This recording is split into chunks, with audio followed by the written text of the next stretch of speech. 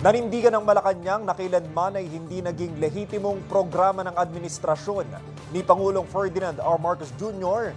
ang umano'y leadership fund sa mga senador.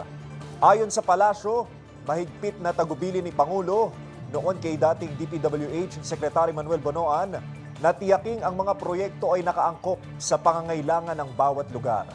Pinatitiyak din ng Pangulo na patas ang alokasyon ng mga proyekto at wala ring makikitang leadership fund sa General Appropriations Act. Ipinauubaya naman ng palasyo sa Korte, sa State Prosecutors at sa Ombudsman ang pasya kung gagawing state witness si Bonoan sa flood control scandal.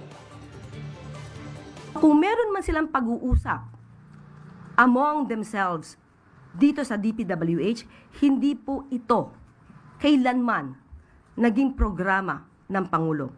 At hindi po nakalagay ang leadership fund sa GAA.